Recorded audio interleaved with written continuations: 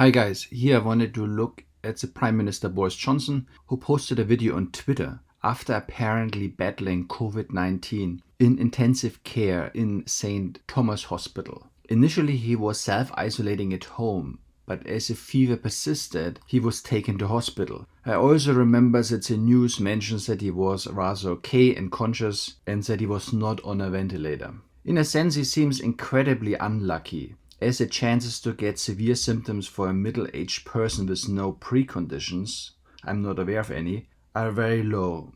Let's see how he's doing, analyzing his statements and nonverbals. The NHS has saved my life, no question. Wait, I'm confused. I thought he had just a little bit of fever and he wasn't even on a ventilator.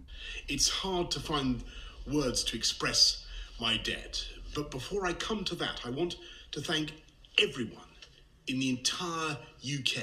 So we see the eyes move. Of course, he's reading off that message. That's a prepared message. That's just important for later. For the effort and the sacrifice you have made and are making.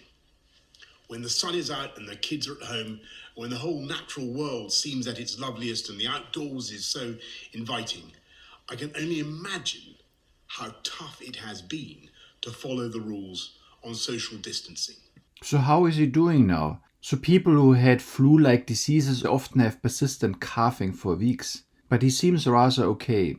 He seems a little pale and maybe some shadows under the eyes. But then it's a blurry video, which was uploaded on Twitter, despite the official background. And then the colors of the video are rather faded. We also notice he doesn't seem to suffer from an overall weight loss. How often people have it after being in bed and having fever for a long time. I thank you because so many millions and millions of people across this country have been doing the right thing. Millions going through the hardship of self-isolation, faithfully, patiently, and with thought and care for others as well as for themselves. I want you to know that this Easter Sunday, I do believe that your efforts are worth it and are daily proving their worth. So far he's doing rather okay. He looks rather serious, statesman-like. Because although we mourn every day those who are taken from us in such numbers, and though the struggle is by no means over, we are now making progress in this incredible national battle against coronavirus. A fight we never picked against an enemy we still don't entirely understand. What's there not to understand? We have been knowing coronavirus's particular strains since the 1960s. There's nothing unusual about it. We're making progress in this national battle. I like this warlike terminology. Battle, sacrifice for the greater good. Because the British public formed a human shield. What? The NHS is more important than the people themselves? Around this country's greatest national asset, our National Health Service.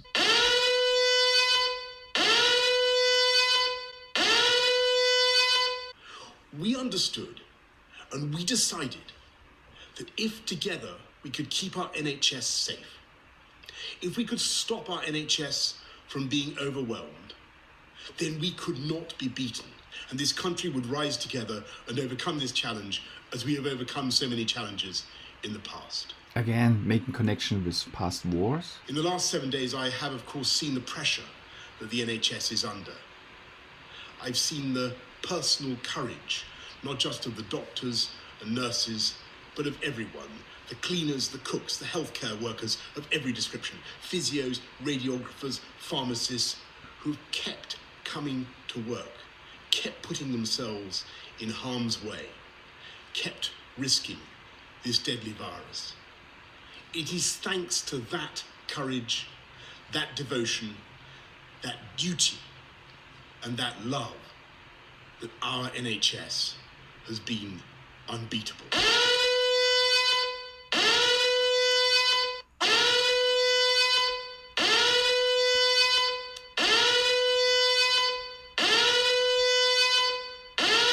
I want to pay my own thanks to the utterly brilliant doctors, leaders in their fields, men and women, but several of them for some reason called Nick.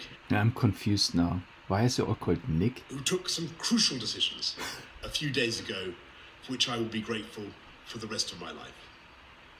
I want to thank the many nurses, men and women, whose care has been so astonishing. I'm going to forget some names, so please forgive me, but I want to thank Poling and Shannon and Emily and Angel and Connie and Becky and Rachel and Nikki and Anne. Forget some names? This is a pre-recorded message.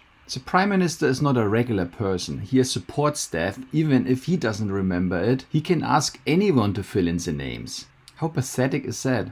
So what he's doing is he's trying to remind us of our own experiences, especially when we were children. Let's say some of us went to hospital because of something, and then we remember some nice nurse, let's say Nurse Betty, helping us. And when we left the hospital, we realized we didn't really remember their names, maybe only the first name. But he's a grown man, and he's not just a grown man, he's a prime minister with all the support staff you can imagine. What the hell is going on?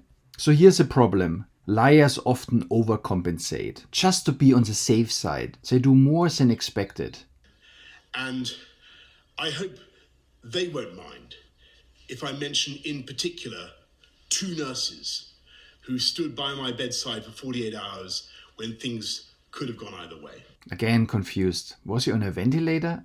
They're Jenny from New Zealand, in Cargill on the South Island to be exact, and Luis from Portugal, near Porto. That's again the overcompensation. Everyone knows that when you skip details, it makes you look like you're lying. Here he adds all kinds of irrelevant details, just to be on the safe side. But that also makes him stumble. And the reason in the end my body did start to get enough oxygen was because for every second of the night, they were watching and they were thinking and they were caring and making the interventions I needed. So his life was threatened? Really? So that is how I also know that across this country, 24 hours a day, for every second of every hour, there are hundreds of thousands of NHS staff who are acting with the same care. We will win because our NHS is the beating heart of this country. It is the best of this country.